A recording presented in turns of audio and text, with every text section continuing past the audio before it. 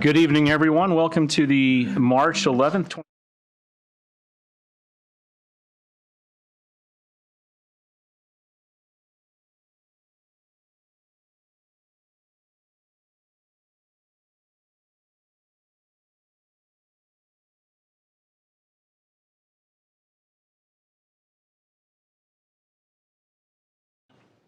Second.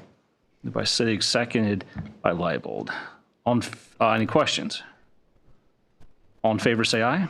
Aye. Opposed? Agenda carries. Consent agenda. Item 4 is consent agenda. Is there anything on there that you guys want to pull off and talk about individually? Seeing none, could I have a consideration, please? So moved. I'll second. Moved by Wason, seconded by Smith. Any questions? All in favor, say aye. Aye. Opposed? Motion carries. Item 5 is public comment. This is time reserved for anyone in the audience to address council on anything that's not already on the agenda with public hearing attached to it. I will open the public hearing.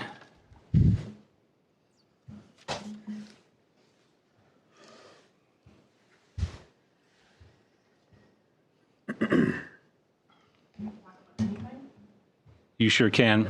We'll give you 3 minutes, and if you wouldn't mind introducing yourself to us, please.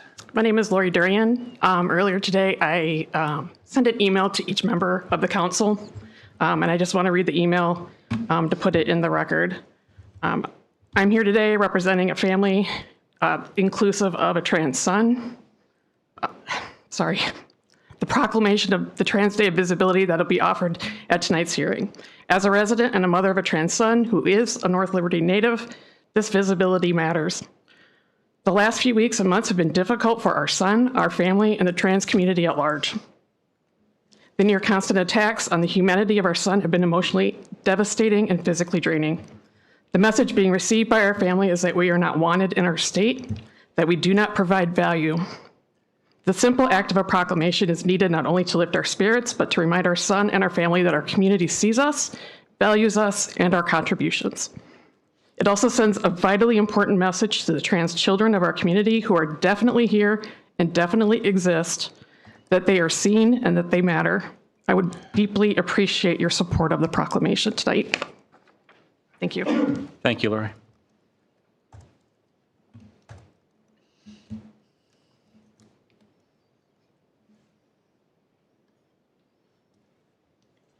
Hi, I'm Danny.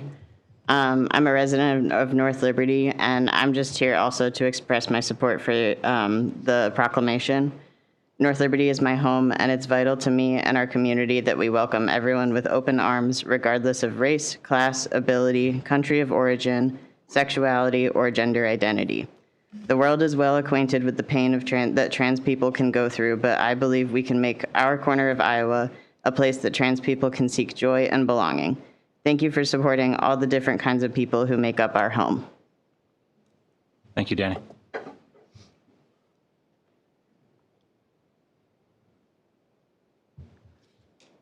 Anyone else wish to address council?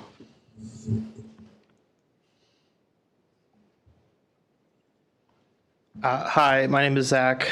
I think it's important to give some statistics about the trans population.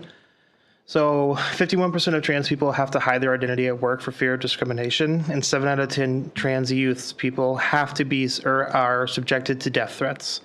Trans people are 4 times more likely to experience violent victimization, including rape, sexual assault, and assault.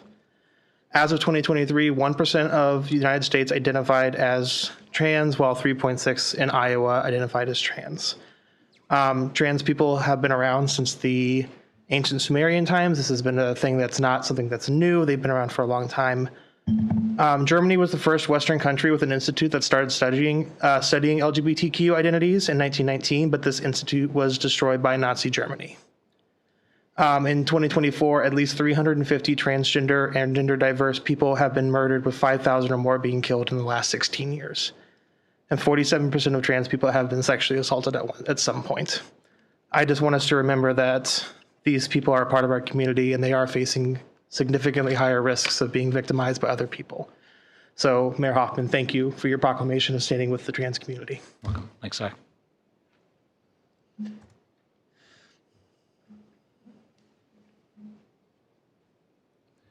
Any other comments? All right, thank you. I will close the public comment period. Josiah, can we move over to item 6, which is our engineer's report, please? Yeah, sure. Thank you. Short report, a couple updates on Centennial Event Center. Not a lot changing outside, but inside the building, a lot of work going on, prepping the interior of the building to get the floors poured, getting all the subgrade and rebar and things ready, and also defrosting that grade before they can pour. So there's also a little bit of work on the roof and getting the various layers of the installation of the roof layers underway. Another thing I was going to mention is there's a lot of different details on the project, and a lot of those have their own pre-installation meetings that go on during the project. There's several occurring this week. It's not things that are going to happen immediately, but it's a chance to coordinate with the people who do the work and make sure everybody's on the same page. Those pre-installation meetings this week are related to the concrete floor staining, the concrete formwork that's going to be around the stage on the south side, and then also getting ready to talk about landscape plantings and the process of getting those and getting them installed and reviewed and checked. So a lot of those types of things are going on right now. That's all I have, Mayor. Thank you, sir. Any questions for Josiah? Josiah, remind us of opening date target. For Centennial Event Center, Yep. I believe the substantial completion date is in August, and I think events are scheduled this fall in October. I'm not sure if we're quite scheduled for October. I think we're waiting till November to Okay. make sure things are in order. Punch lists are done. And Yeah. Yeah. Okay. So there's a bit of a gap there. Thank you. I just got a quick question for you. Just it's construction season, and so lots of marker flags out in the yards. How long should people leave them up? That's a good question. It depends on what they're there for and why. Will they just show up? Yeah. So, Well, anytime a contractor is about to dig, right, they call one call, and those locates have to be done and marked. I would be hesitant to just randomly pull them. If they're associated with our projects, we try and have the surveyors pick them up when they're done. But I don't know the answer. I don't know if there's a straightforward answer on that. I just know there's a lot of I know where ours are, but a lot of other stuff like around the corners and stuff. So, who could they call? Because Have people them are, call City Hall. Yeah. Just ask. Generally, those one calls expire relatively quickly within a week, usually. Otherwise, they'll have to come back out. It's just hard to track because, I mean, everybody who digs is supposed to call. So they could be Yeah. coming from all different areas, and it's hard to know. So, Yeah, and just to add, we're not necessarily notified if it's within an easement or something like that. They have the right to go there, so they won't even tell us. They'll just markers will show up. so at least a week. Absolutely. ask. Okay. At least. And I would say if they have questions, I know I've taken a couple calls over the years. We're happy to try to find out what's going on there if they don't know what's going on, and then give them a better idea of when they can pull them. Yep. Cool. Thanks. Any other questions? Thank you, sir. Item 7 is our city administrator report. Ryan. Okay, just a couple things on my end this evening. I suspect you all have probably heard by now that the state legislature dropped a new piece of property tax legislation late last week. Not a lot of details available just yet. It was a 52-page bill. I know the League of Cities is working on how that might impact cities. I believe the county and school districts have organizations looking at that as well. I will say what's promising here is that it was released so early. We have some time to react to it and hopefully provide some feedback if there are concerns. But in previous years, we haven't seen this legislation as early as we have now. So we have some time to hopefully digest it and get a better idea of what they want to see and provide some comments. And the only other thing I'd mention tonight, Brian mentioned it's construction season. It's also pothole season. And with some of the drastic change in weather we've had recently, concrete moves, holes pop. Took a call this weekend from someone who I appreciate hearing from of a pretty sizable hole that we were able to get out and fill. We're working on those this week, but if you see something that we haven't gotten to, let us know.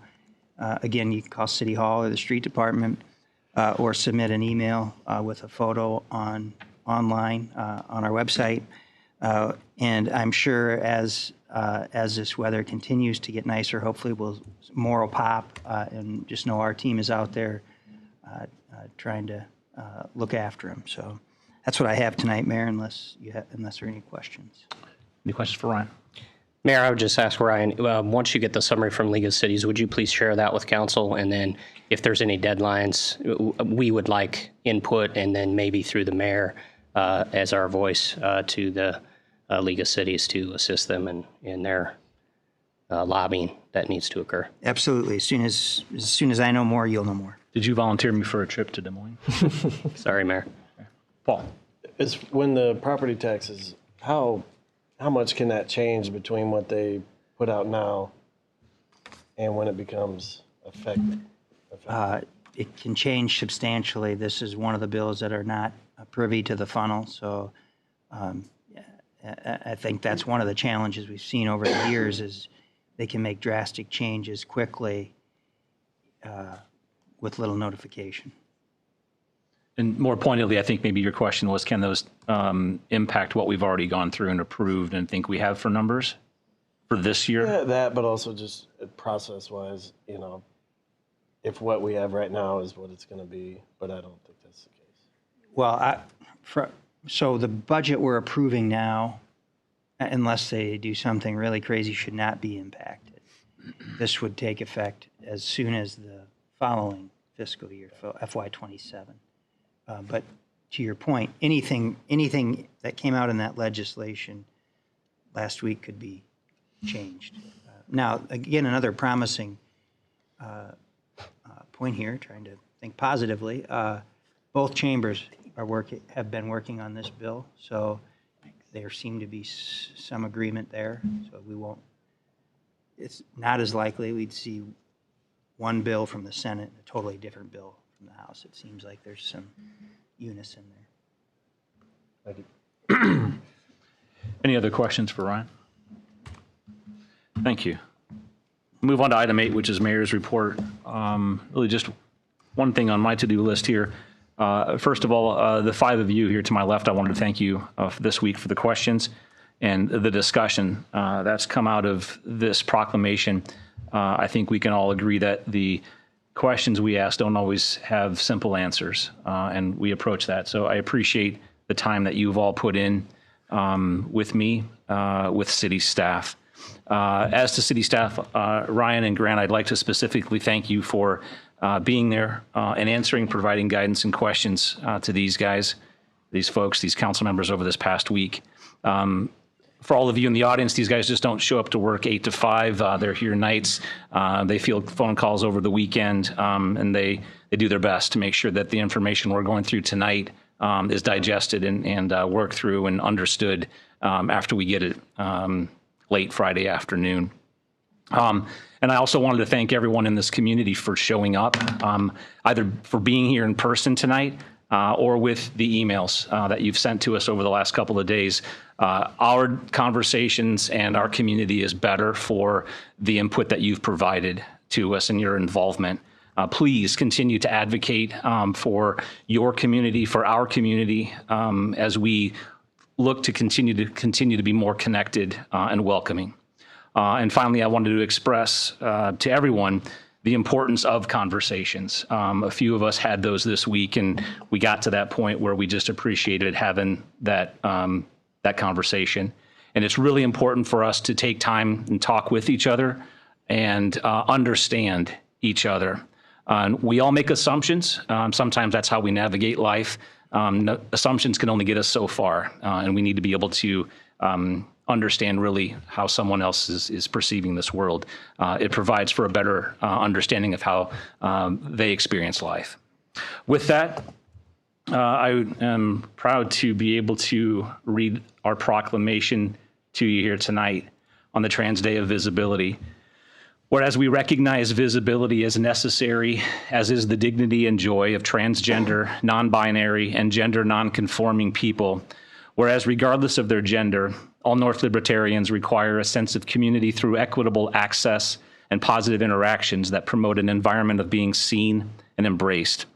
Whereas North Liberty's vitality depends on ensuring that all people are celebrated, safe, and welcomed here. Whereas we champion the accomplishments, contributions, and innovations of transgender residents and visitors, and we honor the courageous struggle for transgender existence, safety, freedom, equality, dignity, and respect. Whereas our transgender and gender non-conforming neighbors face the revocation of discrimination protections and restricted access to necessary gender-affirming care across our state, our country, and around the world. Whereas the City of North Liberty commits to connecting the diverse transgender and cisgender community so that common ground and shared existence can be realized and appreciated. Whereas we celebrate the parents, teachers, coaches, medical professionals, and other allies who affirm the identities of transgender children and help those youth reach their potential. Whereas we honor unity and are committed to ensuring that transgender people enjoy the freedom and equality that are promised to everyone across North Liberty, the greater Johnson County area, the state of Iowa, and the United States of America. Whereas we encourage our residents to support and participate in local, regional, and national events demonstrating a commitment to our core community values by taking action in the spirit of visibility on this day and every day. Whereas International Transgender Day of Visibility has been celebrated annually since 2009 to acknowledge and celebrate living members of the transgender community and to allow communities to learn the authentic, diverse, and accurate stories which reflect the actual lived experiences of transgender people. And whereas we recognize the strength in our diversity. Now, therefore, I, Chris Hoffman, Mayor of North Liberty, so hereby proclaim March 31st, 2025 as Trans Day of Visibility in the City of North Liberty, and encourage our community and its members to continually and intentionally work to build a gender-inclusive civic home where every resident, including those who identify as transgender, non-binary, and gender non-conforming, can live openly and authentically.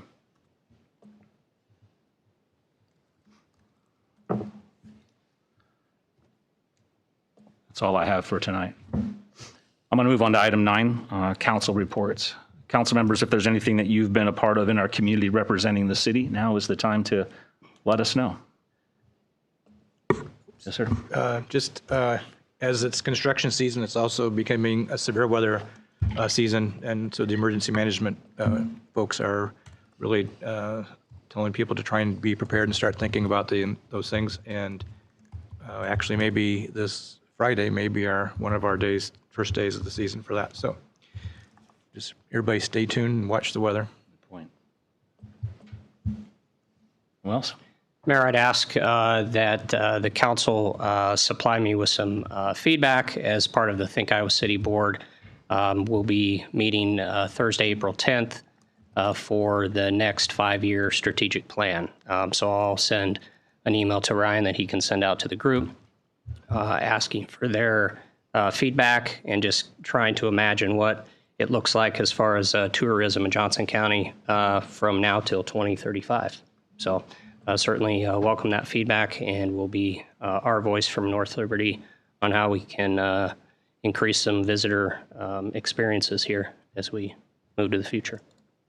Thank you for doing that. Thank you. I think I got an email from Nick Pfeiffer today about that. Mm-hmm. Yeah, I'll be attending, FYI, in person. So let's see. February 28th was a Johnson County Affordable Housing Coalition's community meeting, monthly community meeting. Brad Comer, the Iowa City assessor, was there talking.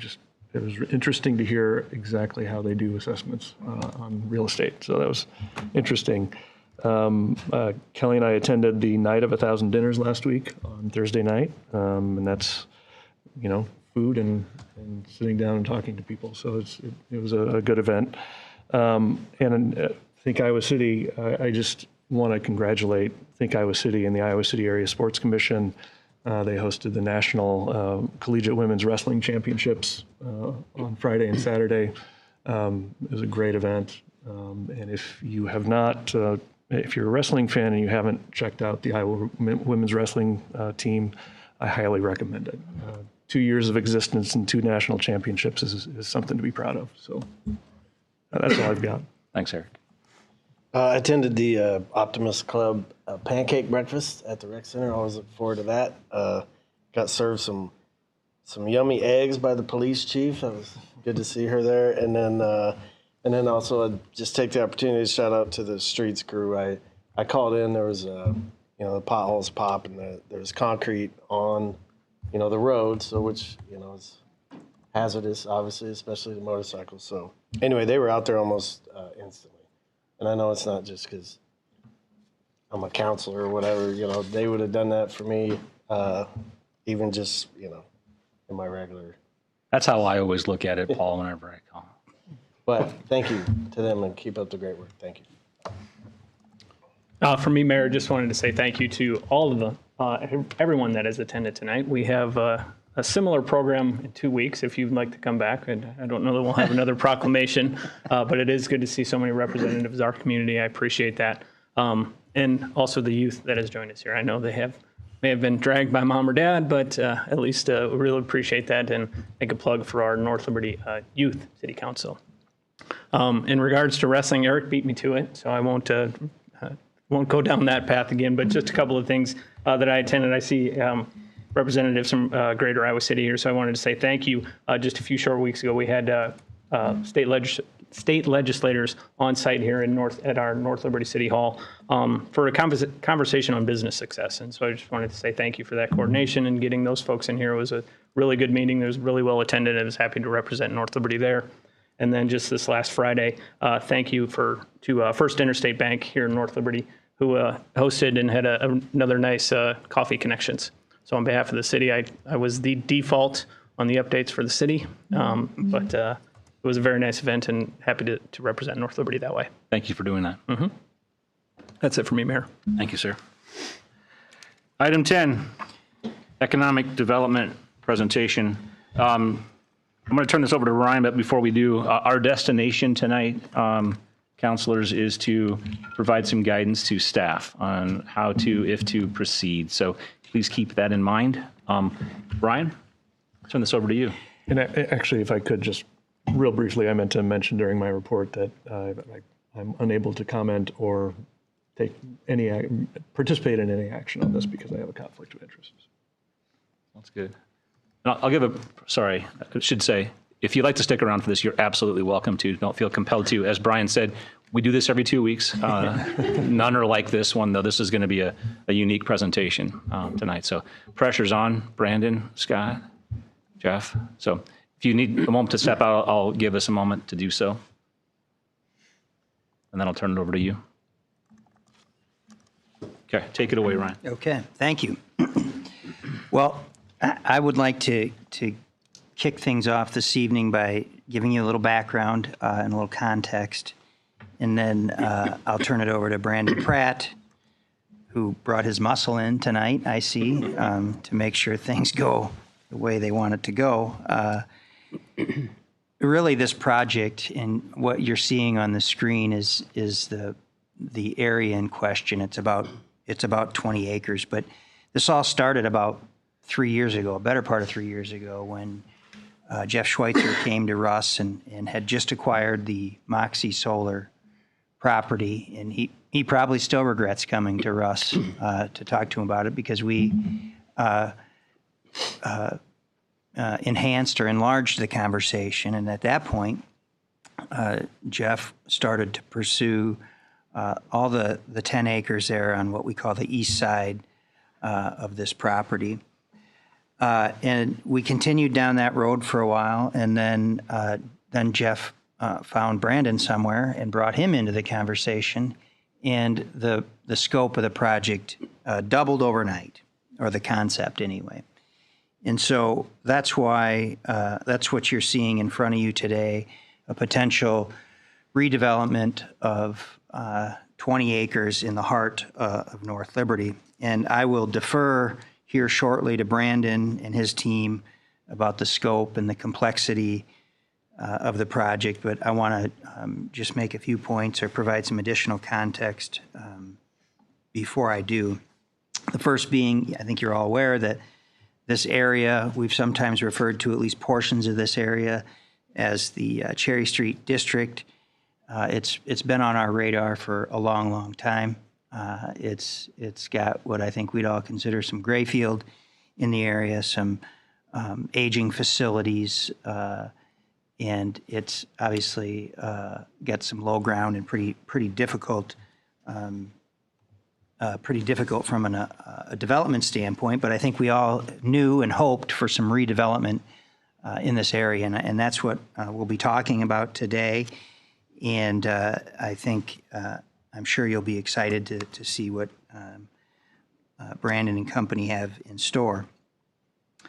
I'll say in all of our conversations, the development team, which again consists of Brandon Pratt and Jeff Schweitzer and Scott Wilson, have worked closely with Russ and myself to assure that their concept or their proposal aligns closely with the comprehensive plan. I think you'll see that it does. And, another important piece here, an important piece that I think we can all agree on is a project of this magnitude would certainly enhance the city's identity, attraction, and hopefully services to our citizens.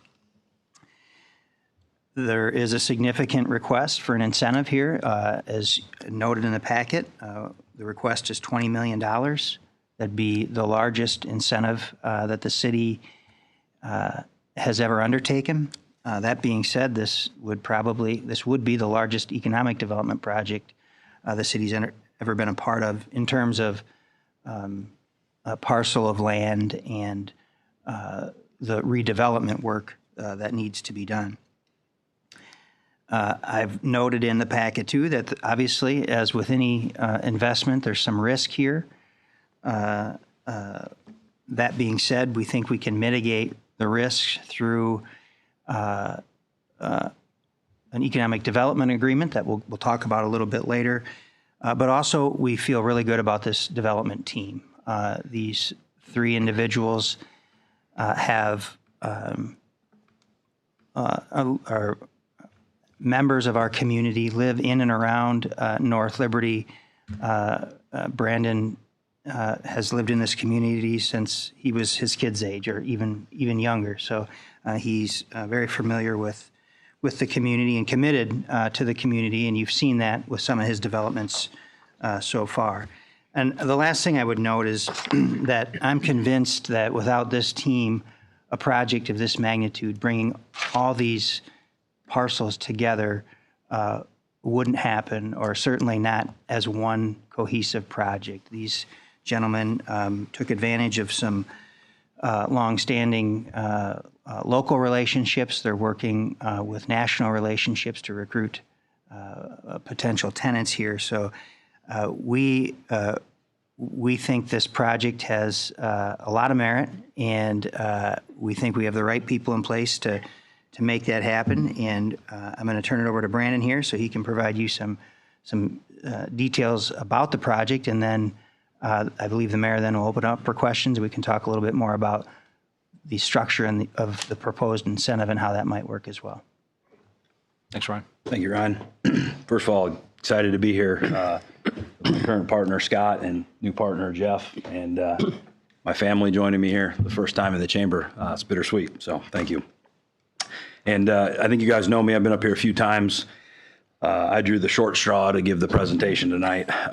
And given the size, scope, and magnitude, I'm going to do something I normally don't do, and I'm going to actually read, and then we'll answer questions after the fact, as opposed to the normal Q&A that we do. So, Mr. Mayor, City Council, and City staff, it is my pleasure to share with you that over the last 36 months, the Nimble Collective, and more recently within the last 12 months, Lion Development Group, have purchased or entered into purchase agreements on 15 separate parcels of property located directly in the heart of North Liberty, creating what we call the UP District.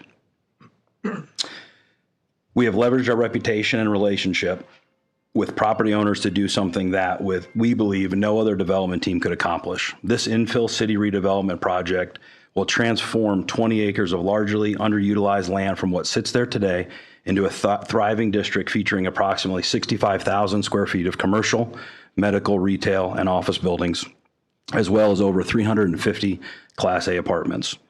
The 20 acres set to become the UC district has sat as is and undeveloped for up to 40 years for the sheer reason that it is economically not feasible to develop these parcels without a significant public-private partnership. Exorbitant acquisition costs, relocation of existing businesses, paired with extreme development costs that included, but are not limited to, mitigation of approximately 130,000 square feet of flood ground area, demolition and careful environmental removal of 12 industrial and warehouse buildings, totaling approximately 96,000 square feet, 300 feet of box culvert to mitigate water runoff heading north to Liberty Center Lake, navigating railroad tracks to the east, working with and around a blue line stream governed by the Department of Natural Resources, which runs directly in between the two developments, and as much as 9 feet of elevation change that requires importing materials, as well as maneuvering around unsuitable soils throughout the property. The above items help demonstrate the challenges and exorbitant cost for this infill redevelopment project and paint a clearer picture of why nothing has happened on this ground for some time. Acquisition and horizontal development costs are budgeted at approximately $27 million. From a square foot standpoint, that amount equals a cost basis of over $30 per square foot. Recent comparables have multifamily residential ground selling for around $4 a square foot and commercial retail ground selling for $6 to $14 a square foot. Again, let me state, the cost basis of the UC district for acquisition and horizontal development is estimated at $30 a square foot. This is a quick snapshot as to why this ground has sat undeveloped for so long. What you're viewing on the screen is a few of the conceptual drawings generated by our architectural and design team. I will discuss both of the commercial and the multifamily in a moment, but I want to first mention that our intent is to highlight the geographical location of the site. The UC district is literally in the heart of our great community. Almost all major restaurants and retail pockets inside of North Liberty are within walking distance or a short bike ride. The UC district has a goal to take advantage of that walkability aspect, also known as community, and really focus on tying in the proposed commercial and multifamily, not only inside of the UC district, but outside of the district. The bike trail runs through the middle of the property. The North Liberty Recreation Center sits directly to the north. Amenities such as Heinz Ice Cream, Red Ale House, and the municipality building we're sitting in today sit to the east. Further to the north sits another commercial pocket with local favorites such as Fiesta, Debut Dance Studio, Next Level Fitness, and Walgreens. To the west, Tin Roost, Field Day Brewing Company, Pizza Ranch, Bulldogs, Pleasure Sports Complex, Jersey Mike's, Bios Dental, et cetera, et cetera. The UC district is that missing piece that has an opportunity to connect and tie all of these pockets of amenities with an east-west and north-south connection. We have a unique opportunity to develop a district and what we are calling the future historic district of North Liberty. On the screen, you will see the UC district commercial portion boasts approximately 65,000 square feet of commercial renderings being proposed. These are conceptual in design, but our intent is to build something different, encompassing unique textures and art throughout the district. In the renderings, we have omitted the names of the national tenants we're working with. However, we are working with a handful of national restaurant tenants, lending institutions, banks, as well as a few retail operators. Additionally, with the University of Iowa's expansion set to open next month in North Liberty and soon the Steinler Orthopedic Center, North Liberty is quickly becoming a destination for medical-related opportunities. This project is no exception to that. We are at the finish line, pending the outcome of tonight's decision and the future development agreement, to sign one of those medical facilities that will act as the anchor of the commercial portion of the district. Additionally, on the screen are renderings of the multifamily portion of the UC district. What you are viewing is no less than 350 Class A apartments spread across 6 buildings. Again, these are conceptual in nature, but the quality and uniqueness of the buildings are the developer's overall future intent. Each building is being proposed with above-grade, understructure covered parking and up to 5 floors of multifamily above the covered parking. We will have a mix of studio, 1-bedroom, 2 bedrooms, 3-bedroom units, and plan on having a host of amenities for our tenants. These units are intended to be some of the most premier apartments in the area. The UC district is designed to promote community, activity, walkability, and connectivity.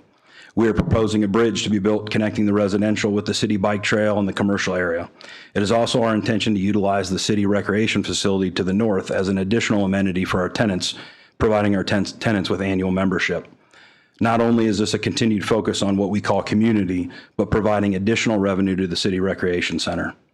The goal of the UC district is to bring in a more urban engagement and vision for those that both choose to visit and or live inside the district, but also creating this in a unique, different, and fun way.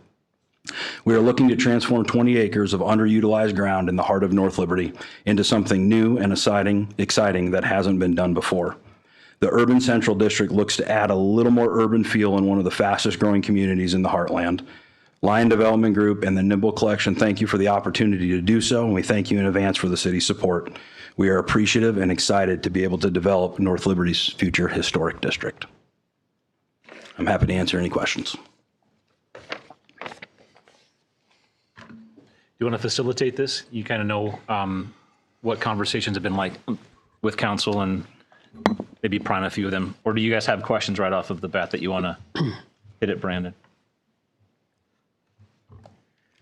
Just looking closer at this, the stuff that's currently there, like the dental office and Midwest Audiology is in there, that building plans to stay. And this starts after that building and heads. Yeah, that's correct. You can, maybe if we can pause, I don't know if we can pause this. I go to that one right there on the right-hand side, shows the dental offices to the outside the hatch lines. So that collection of like 3 buildings would remain. Now, there is 2 parcels of property to the south that are owned by the dental office that we have under contract, but the actual office will stay. Yep.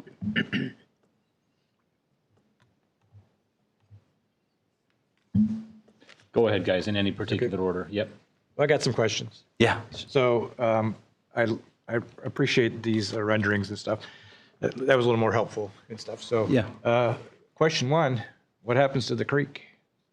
So we were not able to do a whole lot to the creek. It's a blue line stream. Our hope is that maybe at some point in time in the future, there could be some improvements, but that's not something that we're capable of doing. We have to mitigate some flood area that sits in what will be the southeast corner. If you kind of look where the horizontal building runs right on Zeller and the building to the north, that's some flood mitigation. We are able to do some things in that area. But when it comes to the actual creek, we can't touch it. So it'll stay there, and then you'll bring like the other side up for. Correct. Yeah, correct. Now we do have a little bit of mitigation work that we will do on the stream that runs out to the northwest that connects to Liberty Center, but it's actually not designated the actual creek. Brandon, for those of us that don't know, can you tell us what blue line means? It just basically means I can't touch it. It's just a dedicated body of water that's governed by the Department of Natural Resources. Maybe someday we can have a conversation about, there are some municipalities who have done some really, really cool things. I use Sioux Falls, South Dakota as an example, where private developers did developments like this along a blue line stream, and then the city worked with the DNR, and they went in and put in some really impressive walking trails and rapids and really, really cool things. But unfortunately, as a developer, we've got to keep our hands off that. Okay. We have some small, not rapid type project, but smaller projects planned along Muddy Creek over the next few years, just in terms of bank restoration and water quality improvement, water quality projects. In fact, we've just recently completed some. You may have saw in Michael's report that we had some folks out there just working on the banks, cleaning up the brush and things of that nature. So we anticipate all along Muddy Creek, not just in this area, that over the years we'll be continuing to do that work. And then you're planning on keeping the commercial and the residential separate and not having like a mix of some smaller intensity commercial in the residential area, or? Yeah, we'll have a little bit of, I'll call it commercialized amenities for the apartments themselves, but actually going out and creating, any commercial that we're going to be leasing to tenants on what I would call the east side of the creek is not something that makes sense. Unfortunately, just that caliber of commercial is really difficult to construct and get it to lease in today's pricing, to get it get it to be able to lease. And so we've made the decision to kind of separate the two, but also connect them. That's the idea with the bridge. And then we have a lot of unused commercial space now. So are you feeling pretty good about Everything is location, location, location. Yeah, so almost maybe a follow-up from your first question. You're absolutely right. Everything is location, location, location.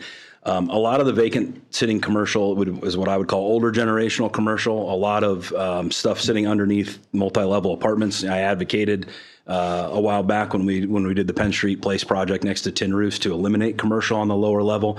It's really tough to lease that sort of commercial. So in fact, we started drawing and drafting proposal based on some ideas that we'd had with staff, and we quickly went away from it because it's just too difficult to lease. So fully understand what you're saying. I think putting the commercial on Rancho on Highway 965 and giving that frontage, and then our work and our portfolio of national tenants that we have, feel pretty confident that we'll be able to bring something everybody's going to be excited about. Then just as something we should probably talk about it, it's a pretty big residential area with significant investment from the city. We probably should think of some way to put some affordable housing, something to work, or work with that a little bit. So that was my big questions and stuff. Thanks. So I understand you. I think I understand the scope of the project and everything. So looks pretty cool. Thanks, sir. Go ahead, Brian. So, Mayor, I just going down the line here. You good, Paul? Please go ahead. So I guess first question's for Ryan. So Ryan, we do know, I wouldn't call it brownfield, but grayfield. Do you think there's any way that we could leverage some grant funding through the state on grayfield, or do we have anything in past policy or economic development dollars that we could go after to assist in that? Yeah, we've looked at a number of alternatives there, and there frankly isn't much out there. There is some grayfield dollars that would be directly available to the developer, and so we're of course we would have to be a partner in that. So we're exploring that potential. But it's significant in terms of it's probably more than $100,000, but it's not going to be millions of dollars. Does it assist with the way in which we classify those properties, where the old concrete area or the Moxie buildings could be labeled as blighted? Does that make a difference? Well, we would.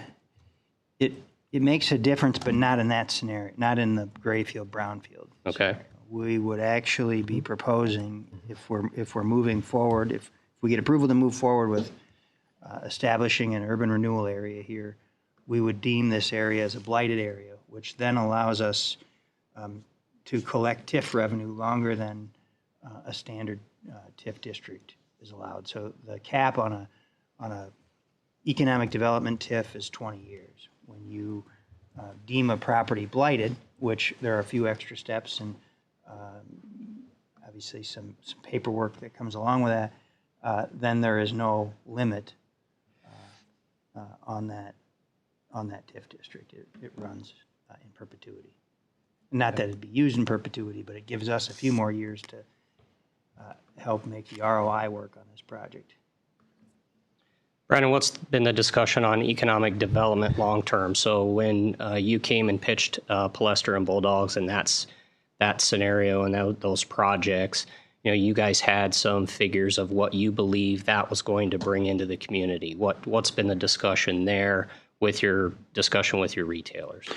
I think we can say pretty comfortably that the success of Bulldogs, Pizza Ranch, and the Palestra, we are beating and surpassing all of the numbers that we put. And in fact, I'm probably going to be standing up here at some point in time in the near future talking about a variance for some on-street parking on Hayes, because if you go there on a Saturday or Sunday, we're bringing in 1,000+ people on a weekend from out of town. And the great news is as an individual who has multiple businesses here, I can tell you they're spending money. We're seeing a jump in revenue everywhere. So I think the economic impact speaks for itself from that standpoint.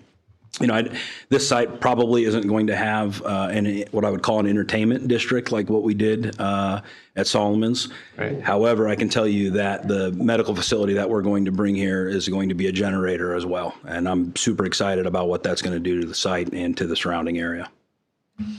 Mayor, just a couple of other comments for me. I think the ask for our partnership here is really purely to invest in the site itself and to bring it up from what is a gray field to a workable development, to get it development worthy. And so I don't see, it isn't a significant ask, but I don't see that it's out of the realm of possibilities, because the city's portion of this is really, if we wait another 40 years to develop it, it only gets more expensive, and the money's going to have to be invested at some point anyway to make this a developable, to make it have the ability to be developed, in my opinion.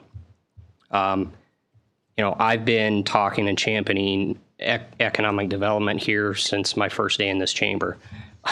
The mayor chuckles because he knows, so does Ryan. I've seen some smaller economic development opportunities come and then slip away. Opportunities that I felt the city was really primed for. And I think some of those, they'll remain unnamed, but I think some of those failed and went away because the developers, although we value out-of-town developers and out-of-state developers, they're not homegrown North Libertarians like the three that are pitching this project. If we want to see a visible, successful portfolio that's providing us comfort in their ability to manage this large project, go drive down Penn Street. Go drive down 965, where Jeff has owned businesses for years. These three are invested here. Their families are here. They've lived here.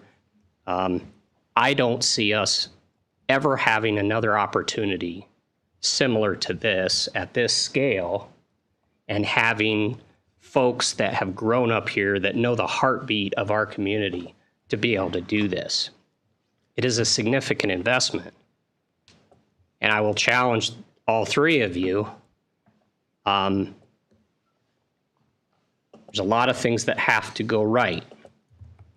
And I know that because you're in this chamber, you've talked about that. You've looked at those possibilities of what the successes and likely some failures along the way are.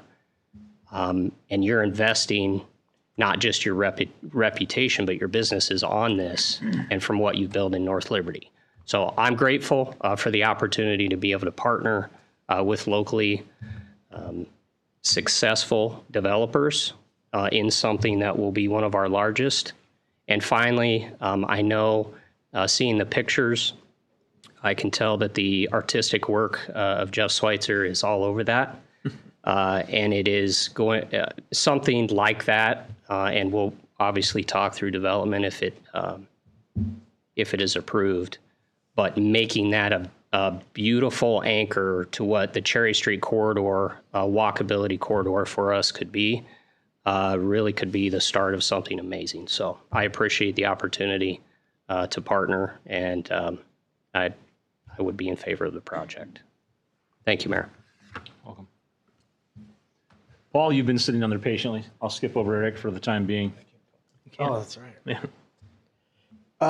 Just out of curiosity, I know it's a huge endeavor. How long do you suspect something like this would take to actually build? Yeah, absorption obviously is the driving question. We're factoring 5 to 7 years to go through the entire multifamily phase. I think the commercial will be less than that. I'm pretty optimistic with some of the tenants and interest we already have.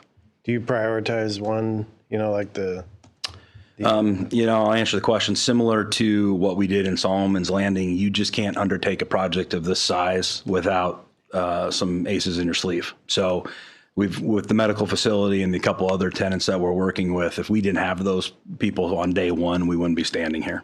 Right, but like that street front on Ranshaw Way, would that be your priority before? Oh, sorry. Yeah, I would fully assume that we're looking at going vertical with 2 of the multifamily buildings right away at the same time, 2, if not 3 of the commercial buildings.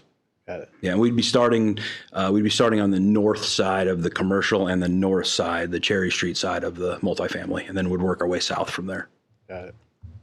Well, like I said, it's a massive endeavor, and I know from the job that I do, outside of this, the amount of work you guys have already put into it, we appreciate it. And when it comes to a large, project like this, I feel, the three of you, the character, ability, credibility is there. I don't think we could ask for, for much more when it comes to a partner like that. And I think it's exciting. I'll be paying close attention to the, the protections of the city's, investments, the, potential clawbacks or, those sort of things as we, kind of go through. But yeah, like I said, I think the real estate, for the city too is a safe investment, over time. So I'm not, extremely worried about, our risk. Obviously it's a big endeavor and there's risk there, but, with you guys, I feel like this could be incredible, for North Liberty. And, yeah, I thank you guys for all you've done so far and for coming here and being willing to, put it all out there and take a crack at a project like this. It's awesome. Thanks. I don't have much for questions besides what's already been asked, but maybe just more of a couple of comments for me. And I know each of you individually and then collectively, the presentation very much appreciated getting to this point. I do really appreciate the effort that goes into it. I know number of conversations, probably sleepless nights and time away from family. And I completely understand that. What I'm excited about with this project is really it's a demonstration of investment in our community, right? There's skin in the game from both the developers, the group that you guys have put together, but then also from the city of North Liberty. And that's really an illustration of a true public and private partnership. So not unlike where we were to start our meeting, this is another example of that investment in our community. So I really appreciate that. Just the vision, the creative nature of it, the financial considerations, so on and so forth. It's a very comprehensive and well thought out, intentional plan and path forward. One that I believe, and I haven't been here as long as Brent, but yes, I believe economic development is the engine that really will drive our community forward, where we can continue to have all the amenities that we offer, the projects, the services, the different things like that. The economic development really is the engine. So I'm thankful to see these types of opportunities come before us. I mentioned leading the way a little bit. I really believe this is one of those things that not only leads North Liberty, but also the corridor as a whole. So I would continue to encourage, I see Mackenzie in here, continue to partner with folks like Greater Iowa City, different areas like that, so we can continue to drive North Liberty as the leader for the corridor between Cedar Rapids and Iowa City. This is one of those examples, I think, where we can think outside the box. We can look at some of the districts that we've talked about in the past, Mackenzie, and say, how can we make this work together? I'm fully supportive, Mayor, and thank you all again for your efforts. Thank you. And I think we have a meeting scheduled already on Thursday together. Perfect. So good timing. Thank you all. I have two questions, and I ask them because I think they've been asked. I ask them because I know the answer exists out there. What you see, in, Russ, if you could pull up the plan for the site itself, that one right there. This is a rough idea. You got some good placement. Correct me if I'm wrong, Brandon. There's a possibility of possibly putting a street through there or allowing some more traffic flow through there as well? Yeah, so we've got connectivity going off of Cherry, and then I think in your guys' future strategy, so Cherry all the way down to Zeller. Mm-hmm. So we are working with Ryan and staff to finalize that, to add an entire new street, an entire new city block. And then on the commercial side, connectivity down through Zeller. I think that's something in your guys' comprehensive plans and budgets moving forward right through there. And then we have a north entrance off of Cherry Street, north of, right there. And then also 2 connection points off of Ranshaw. So ample connectivity. And then you can kind of see where we highlighted a walking trail that would tie in, where we're proposing the idea of a bridge to connect really all of it east-west, and then that would go over and obviously connect into the bike trail and go north-south. So ample points there. Awesome. And Russ, have you, maybe it's too early, but I think maybe you've got some information. What's the impact on cars, especially traffic on both Zeller and Cherry Street? Any sense on that yet, whether or not this will be something that we have to make a further investment in? No, we don't anticipate the need for like physical improvements to any of these roadways. There's ample capacity through them. And so, and I, the idea too is to encourage walkability so that people aren't forced to get in their cars and drive, right? You can walk to the community center, you can walk to Liberty Center Pond. So, and you're right next to the trail for bike riding too. So we feel really comfortable with this from a traffic standpoint. Okay, awesome. Mayor, I would note, and I know this group knows it, but just to be clear for the public, Russ, can you put your cursor, or whoever's controlling it, on Commercial Drive? That is not in yet, but that is a project in our CIP. You might remember we acquired property a couple of years ago for that, and I believe it's in FY27 CIP to punch that through. So that would be that That's had on been us. planned. Yeah. Yep, that's on us. Mayor, I would also, and I kind of alluded to it in the questions prior to staff, but I'd really challenge staff to work extremely hard on the water runoff and the retention piece. I get the need, but let's be creative, because that's a very small space. I'd rather see green space back there than dried out retention basins that are not going to be full. So just that's early, and I know this is conceptual, but that's something I'm going to be looking for. I know we have to meet that, but let's be creative, because I don't want dry basins back there that are going to look terrible. Please.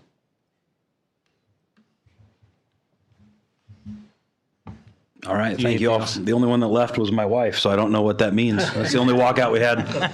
Thank you for everyone. Appreciate your time. Thanks, Brendan. Thanks, Brent.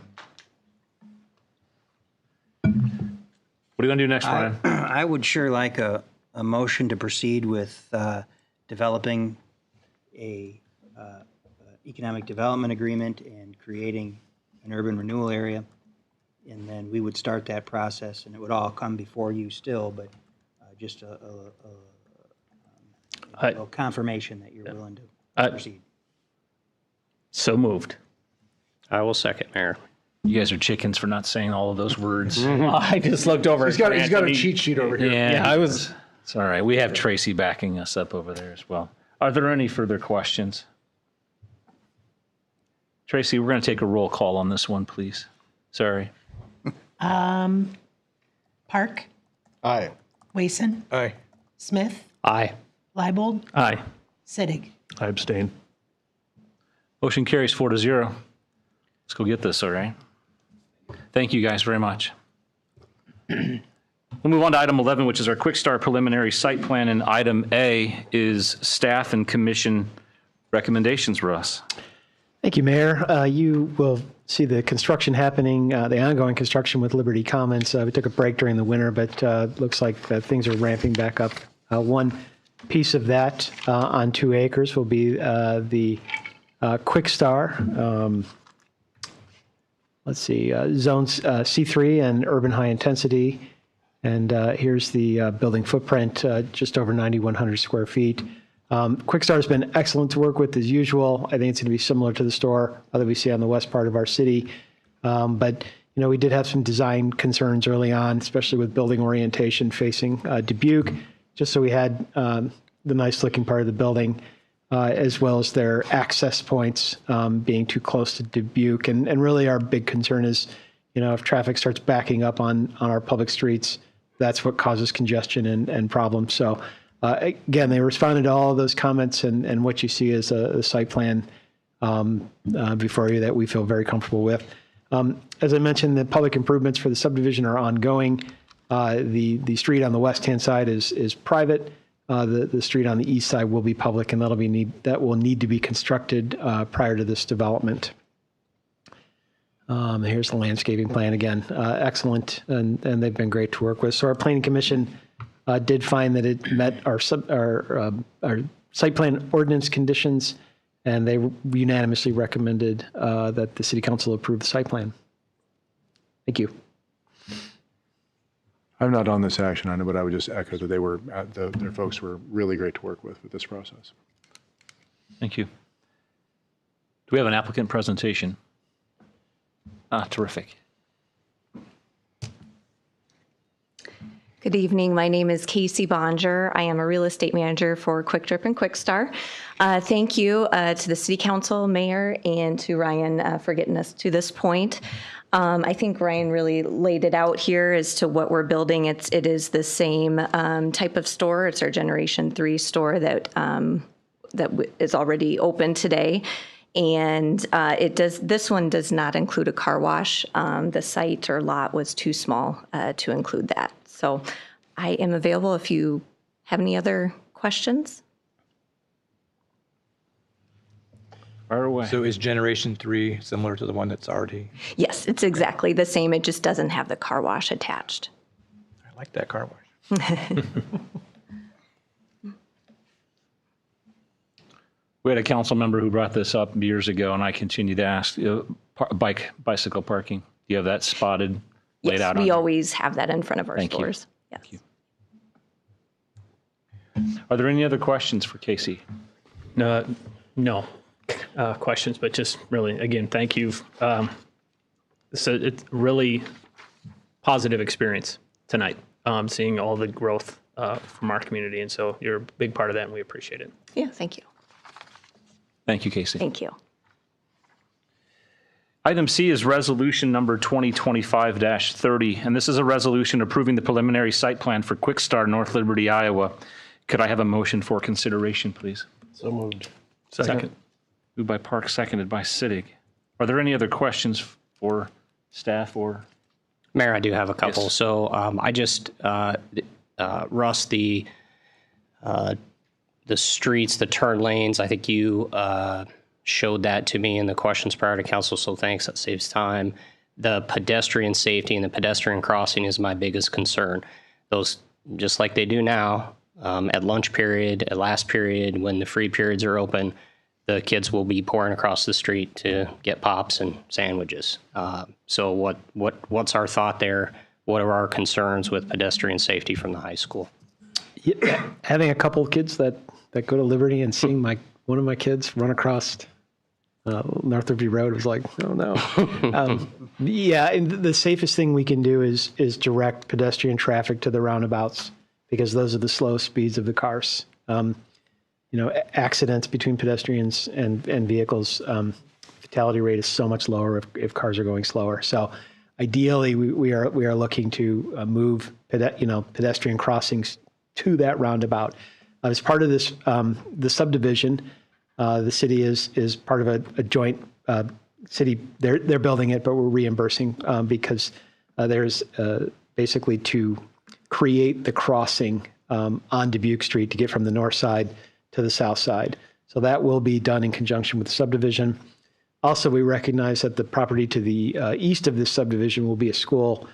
So there would be an 8-foot wide trail along the south side of Dubuque Street to facilitate access to the school. So it just won't be a normal 5-foot wide sidewalk. It'll be 8 foot. And as you turn and go down North Liberty Road, it actually expand to 10 feet. We work closely with Coralville about that because that will be continued down as a 10-foot trail. So these are actually much more than we would see in other areas. It's normal to see maybe an 8 or 10 wide multi-use path on one side and a 5-foot wide sidewalk. But understanding what's happening in this area, we asked that be expanded. As we move a little bit further east, we'll have to look at where it makes sense to have, if it is safe to have a pedestrian crossing. But I think those mid-block crossings are a little bit more problematic, and we like to have them cross at the roundabout for sure.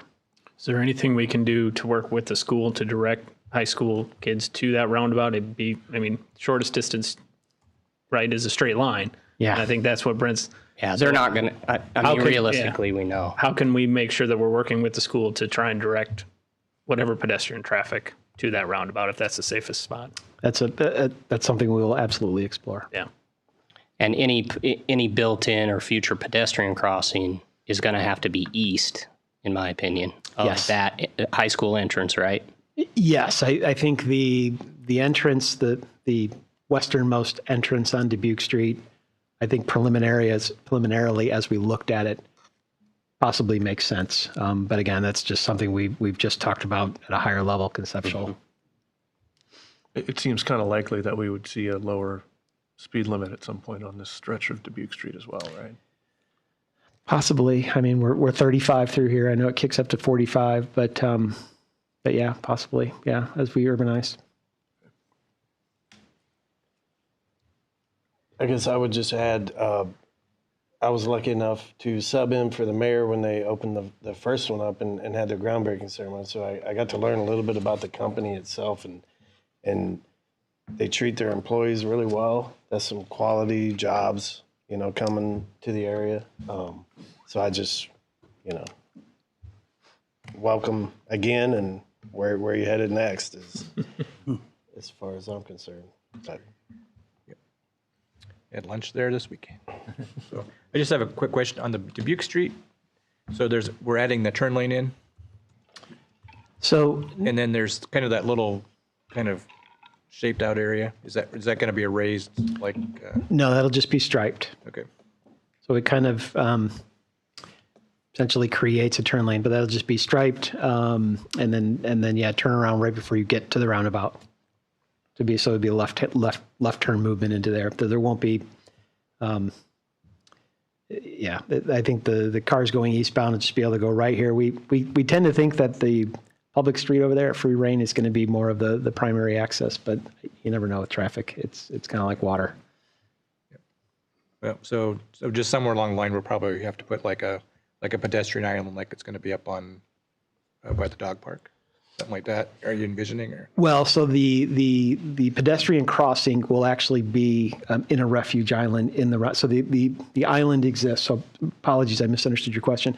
The island exists. It's just the infrastructure for the crossing, because we had nothing on the south side, there was no reason to construct it. So they're actually modifying the raised median and creating the pedestrian crossing to allow that. So there will be that refuge island in Dubuque Street that's already created by the existing roundabout infrastructure. Okay. Three questions. Don't think I see anything else. Okay. Tracy, could we have roll call on this, please? Sittig. Aye. Leibold. Aye. Park. Aye. Wason. Aye. Smith. Aye. Motion carries 5-0. Thank you, Casey. Item 12 is Kevin Watt's preliminary plat, and item A is staff and commission recommendations. Okay, pretty straightforward request. This was a fairly last couple of years annexation into the city, understanding that the Hodge Group was doing the subdivision for Michelson to the south. Remley Street will be constructed along the frontage of this property. And so they saw the opportunity to annex the property to do a small subdivision. It's a pretty minor subdivision. It's 3 lots, a larger lot with most of the improvements on it, and then the 2 smaller lots to the east side. You can see the detention pond on an outlot to the east, and we needed to keep that in the county to maintain connection because there are still a couple of parcels that remain in unincorporated Johnson County.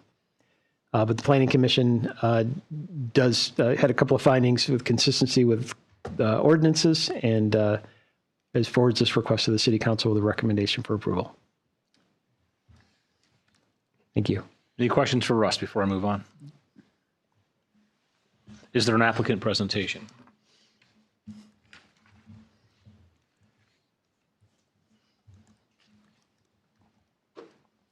Good evening, John Marner with MMS Consultants. Nothing more to add to Russ's comments and presentation.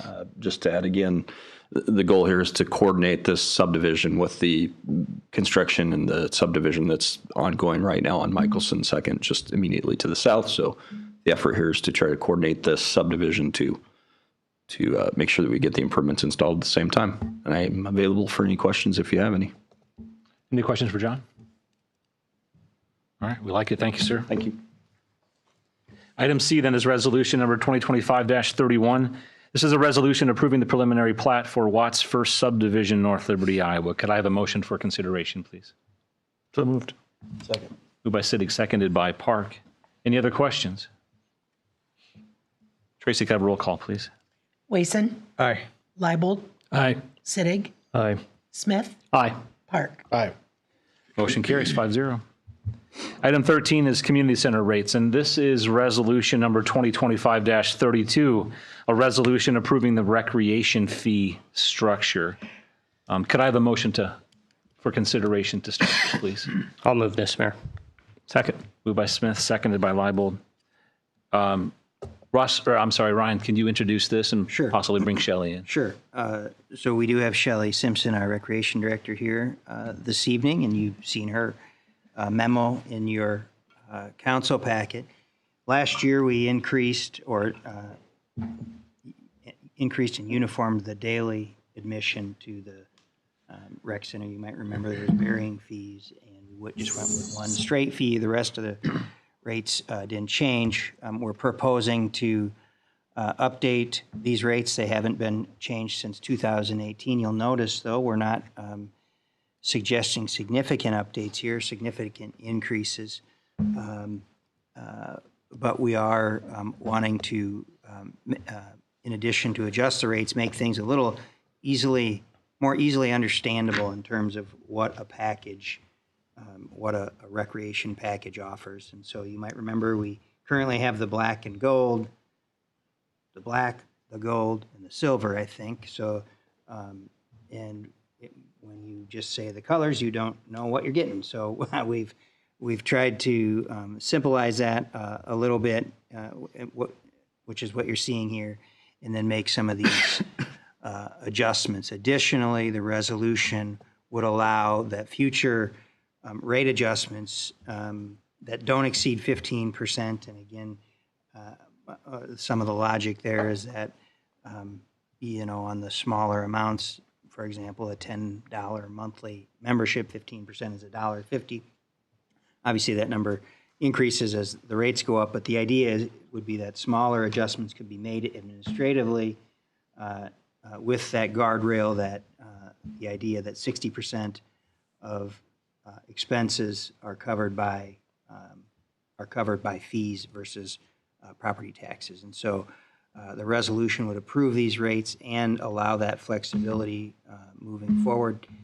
And Shelley, did I miss anything there? Is that a good summary? Okay. So if there are questions, either Shelley or I would be happy to try to answer them. I think maybe just one question, it just popped into my head after kind of reviewing it again, is the historical 60-40 base. Is that just, how did we arrive at that number? Is that the appropriate one going forward? Just more context, I think, would be helpful. Well, I would answer your second question first. Is it the appropriate number going forward? And I don't know the answer to that. I think we need to see, I think if we continue to see limitations put on us at the state level, we're going to have no other option but to rely more heavily on service fees and not subsidizing these services with property taxes. Yeah. As it relates to how the 60-40 started, I would defer to Shelley or Tracy on how that happened, because it was before my time. And I think it was here I think that was your understanding early on. Right, Shelley? Mm-hmm. Yeah, I mean, it was kind of that way right from the start, even when I was hired, that was a breakdown that we tried to maintain. The council at that Yeah. Okay. No, and good. And probably ill-positioned question, but yes, is this the right balance? We can continue to look at that. And then I see in here, reoccurring basis, how often are we thinking about looking at it? Is it annually? Is it every 2 years? Different things like that. Because I think we do the individual rates annually. Is that the right cadence? Not really necessarily looking for an answer, but just something for consideration as we go forward. Yeah, and I would just say, at least now we're looking at, we look at the numbers every year. Yeah. But we noted in the resolution that it would be, we'd look at this every other year to every other, okay. A rate increase is necessary. And if we had to, if something happened, we say we'd come back to this group and talk through it. If we needed to make more regular adjustments or a larger adjustment, not only want to visit with this group, but the park board also looks over these things. Yeah, no, I'm appreciative of the work that's been put in and get to this spot for the proposed adjustments. Mayor, a few thoughts for me. The rec center is aging. We know that there's a lot of additional investments that'll have to be made to keep it lasting. I side on keeping things as affordable as possible as we can for our residents, but I take a completely different stance for our out-of-town users. We are the rec center for, right now, Tiffin. They're building their own, so that will help. We're also the rec center for Solon and other communities. We want to be inviting and inclusive of those folks. However, I am more in favor of seeing their rates increase more than our resident fees. And specifically, back to the comment that I made prior to council, Shelley, how many seniors do we have signed up, just a rough estimate, every year that use the rec center, whether it's annual memberships or, I guess I'm more so looking at annual memberships. On annual memberships, I don't have the exact number right off my head, but I could get that off the computer pretty quick. Understood. The one number I did look at before coming to this meeting is we do have 100 that are through the Silver Sneakers program. Okay. So I did look at that number, but right off the top of my head, I couldn't even guess how many actual annual seniors we have. With the current programming, one reason for that too is our current pricing right now. It's cheaper for seniors to individually get memberships versus the couple because of our current rate is less by going individually. So that's some of the changes that we made in here, is to then make the couple rate beneficial going that route as well. And that's where we see a lot of our senior couples want that couple rate. Can you, oh, I'm sorry. I was No, just go- going to ask, go can you, the Silver Sneaker program, does that vary? Does the subsidy vary depend on the The subsidy does not. Right now, the Silver Sneakers is one partnership we have. Right now, through the insurance, there's no cost to the member, but through their insurance, the insurance pays $2.50 per visit up to 8 times per month. And then we're working on another partnership with that Renew Active. And again, it's just some calls that we've had in the past. Hey, do you have this program? We've reached out, and that's how we've been with Silver Sneakers now 2 years. And like I said, we have 108 registered through the Silver Sneakers. And then we're just starting the partnership with Renew Active, because that was another one that came through from our people that are in Medicare that offer that plan can get that. So credit where it is due. In council chambers in the past, Councilor Leibold has talked about, possible city partnerships for seniors and, some senior punch card or working with the school district to get seniors into sporting events for free. So I've kind of thought about that as this has come up, and I would like to see seniors have free access. Now, Silver Sneakers, you're saying if they qualify, is that an income-based qualification or no? It's all through Silver Sneakers program, so I don't know what the qualifications are in order to get that Silver Sneakers qualification. You don't have to apply through us, in other words. Yeah, it doesn't go through us. It goes through Silver Sneakers, and then all we have to do is they get a number, we punch it in, we know that, yes, they do have Silver Sneakers, and then proceed with the membership with us. So then I looked at it for my mom. It's not income-based. Okay. So then if they're part of that program, then there's no annual membership, there's no cash at the door. They're just, they make us aware with their number that they're a Silver Sneakers recipient, and then the insurance pays $250. We don't ask for additional from them. Is that correct? Correct. So that in itself is kind of the free-based senior access to the rec center. Yeah. And I would say in addition to that is how we base it too. A lot of our patrons that come in want specific to what area of the facility they're using. And then that's why you see the different additions. And so a lot of the seniors they just want the track. And so that's for residents, that is free. So that's another option. And then plus we have the financial aid option. If it does come down to the money, they can fill out that form and qualify for financial aid as well. Okay. As an option. So to reiterate, I think that kind of got you to your conclusion, the question you had. Is that right? Yeah, I did. Thank you. I don't see anything about financial aid in here. Is that, that's something we're still doing. Yeah, that is something we're still doing. Basically, they can do it online, fill out the form. We work with HACAP, send it to them. They do all the income verification, And then it kind of goes into that chart. Similar based on the school district, how they do free and reduced lunch. And majority, I would say, probably 75% of them come back. They don't have to pay a thing. Is that a deterrent at all, do you find, the online piece? I just wonder if, if you don't have access or if you're not as familiar with going online. We do have hard copies too that we fax. Perfect. And offer assistance with completion? Yep. Perfect. Thank you. Mm-hmm. Yep. Ryan, how's that funded? So if they're approved, then how is that funded? Then we're picking that up. Okay. As part of the 40% or additionally?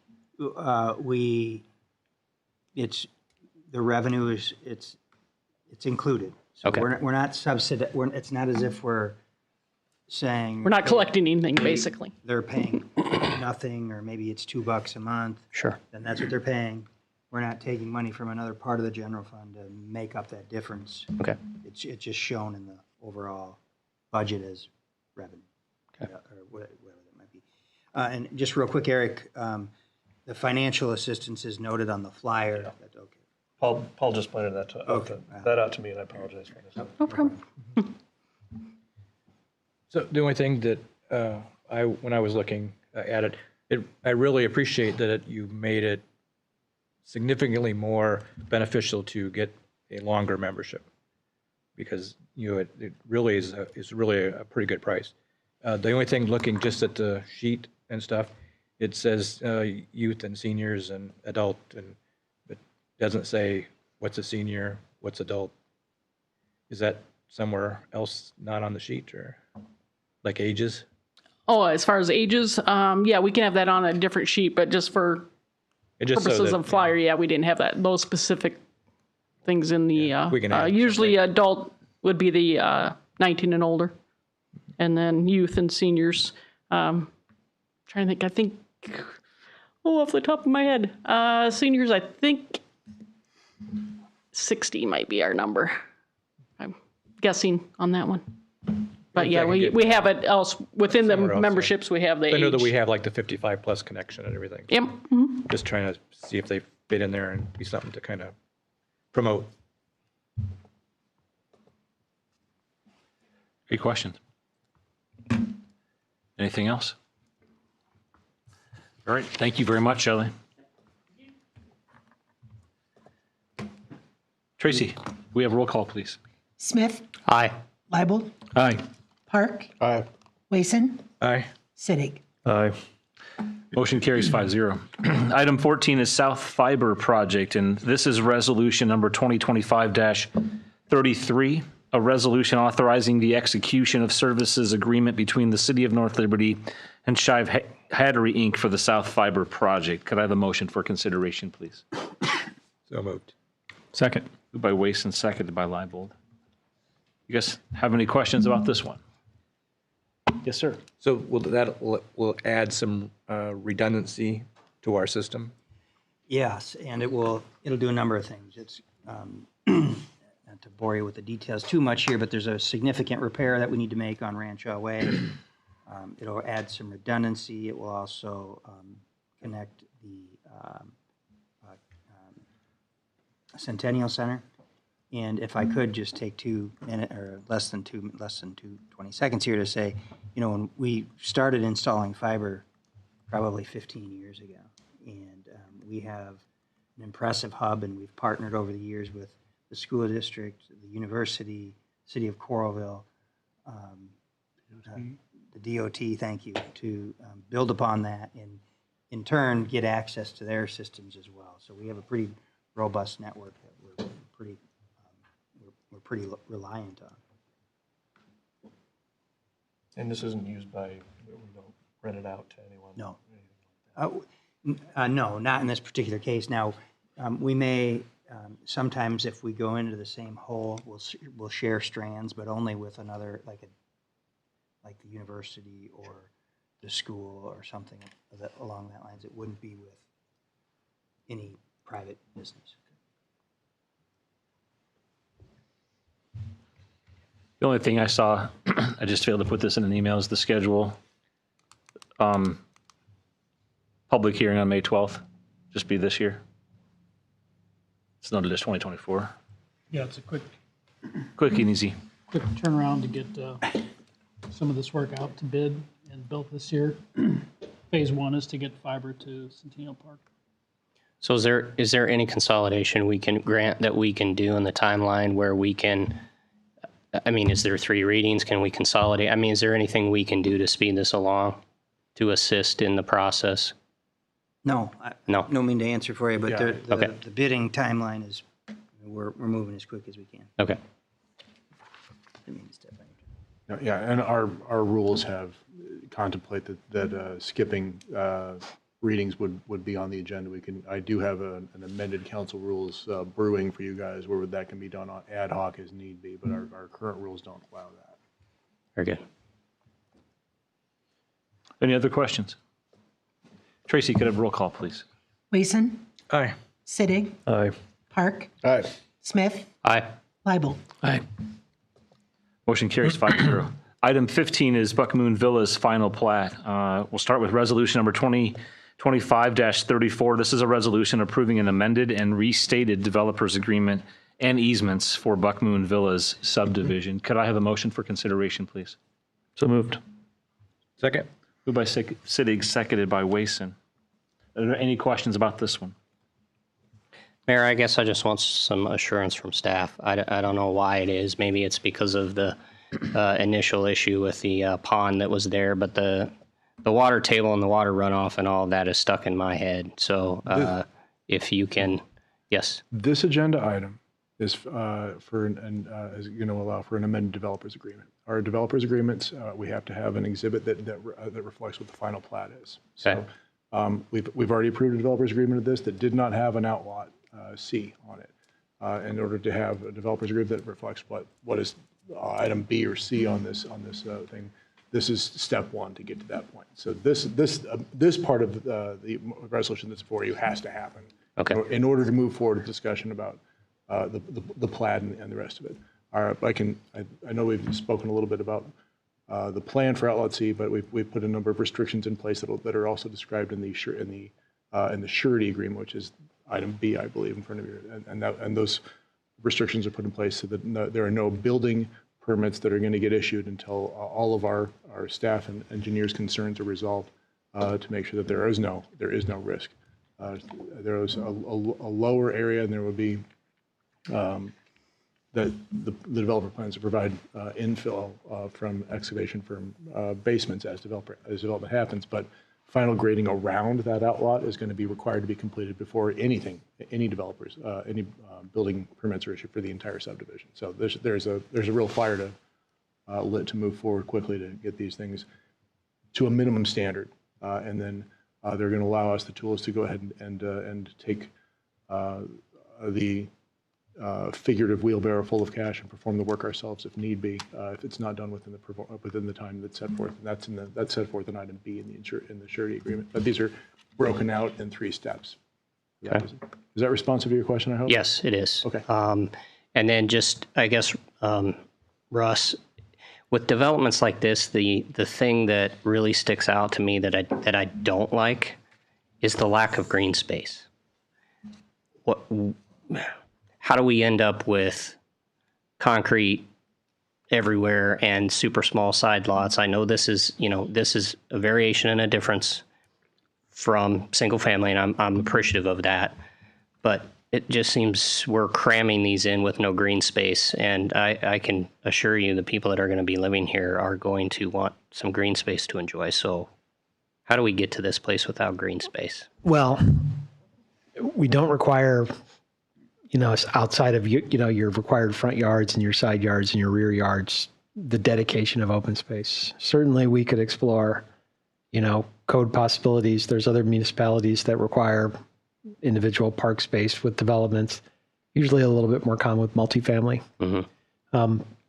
I would advocate that we're very strong with our park system here. The acres that we have per residence is really high, and I think that's what sets us apart from other communities of similar size. So let's not forget we've got the North Park area. That's a 40-acre park that's going to be right down the street here. We'll work to make connections. So At least our development mode right now is to allow development. They obviously have to provide space for their stormwater detention and then to build out our public park system. But certainly, I'll steal a quote from our city attorney. We could make things gold plated if we wanted to. We would just have to put it in the code. I would also note that the school is right there as well, easily walkable, and having walked by that pretty regularly, there's a lot of people that take advantage of that playground and basketball court. And these are really, some of them, these are almost, 2/10 or a quarter acre lots.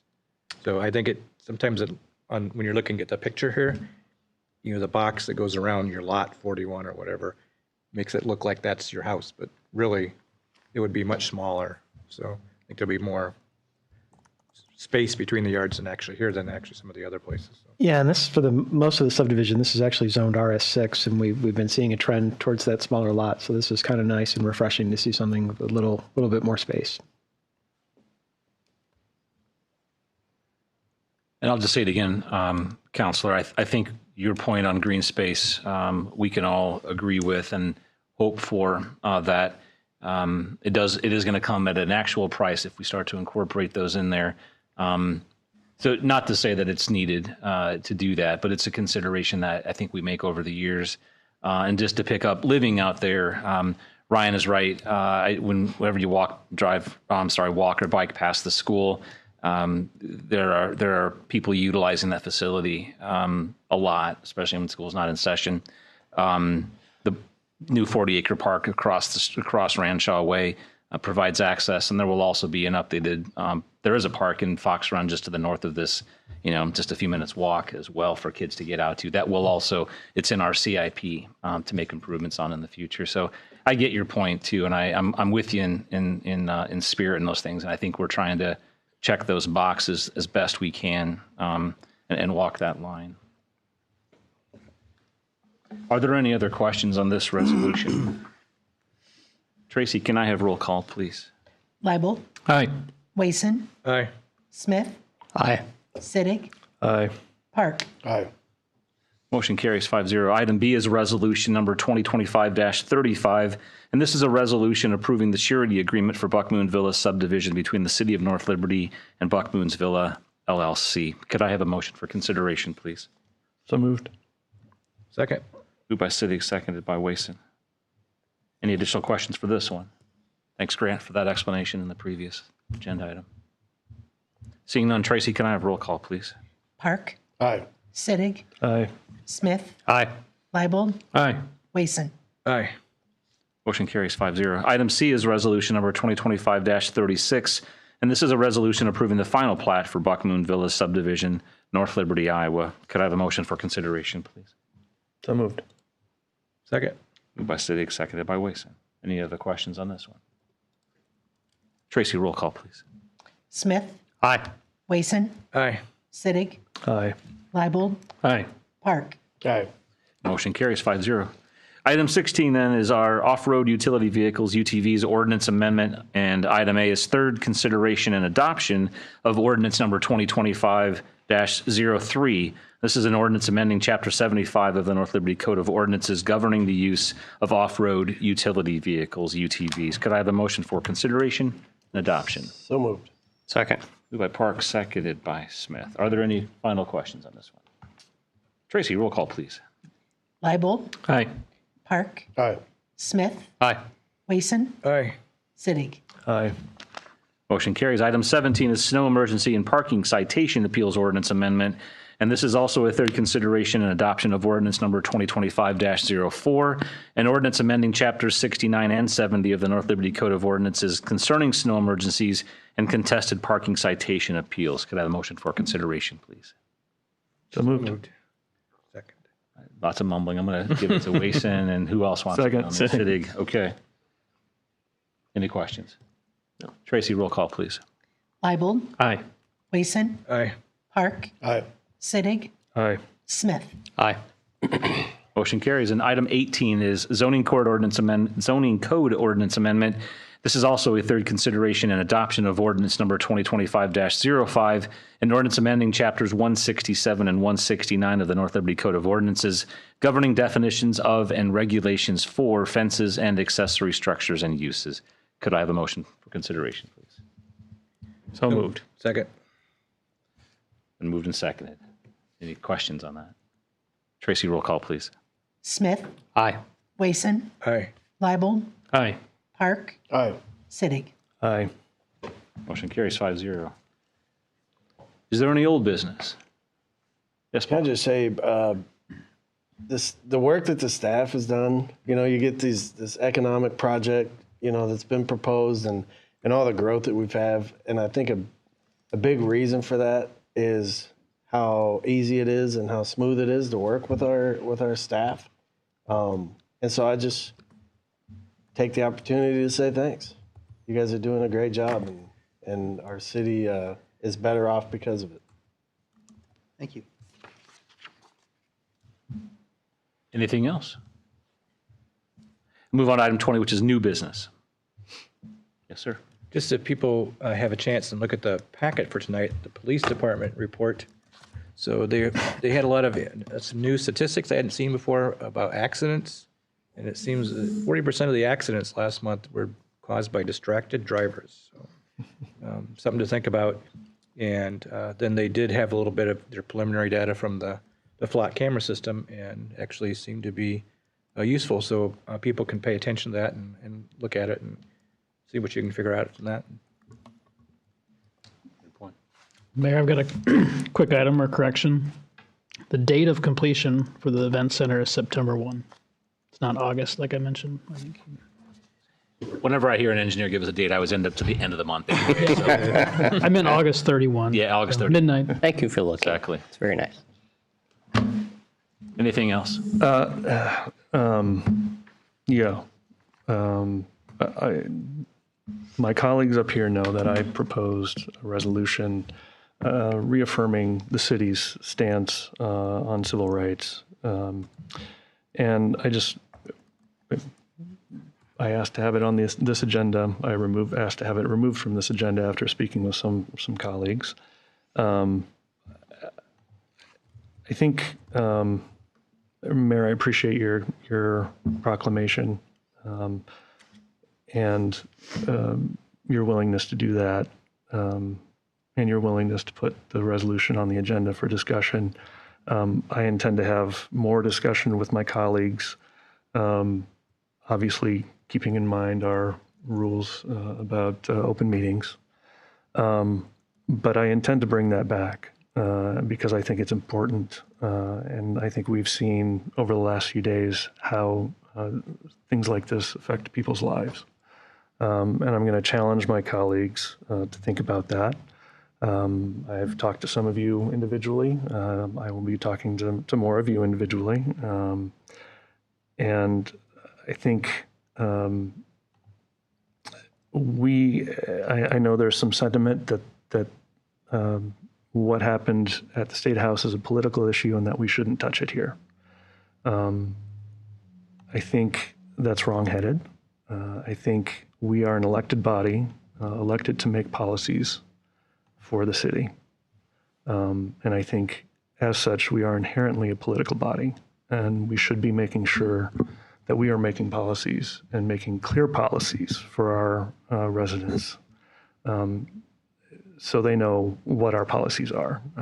We shouldn't have to point to page 3 of the employee manual or the employee handbook. We shouldn't have to point to, oh yeah, this page over here on the, we allow everyone to use the restroom of their choice. I think we can say, and people want us to say, what our policy is. One of the comments that I heard that may not have been communicated, but I heard individually from someone was that this is what they want this is what they want from their community, to know that they are supported. And I think if we can, and there's a lot of talk about economic development tonight, and if we, I think certainly that's important, but we are here to serve the people.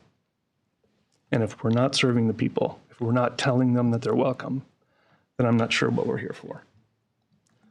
So like I said, I intend to bring that back, and I hope people will be receptive to it. And I will be talking to each of you individually.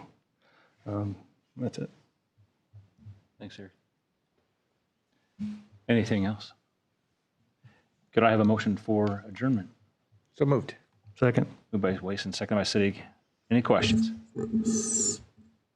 All in favor, say aye. Aye. Opposed?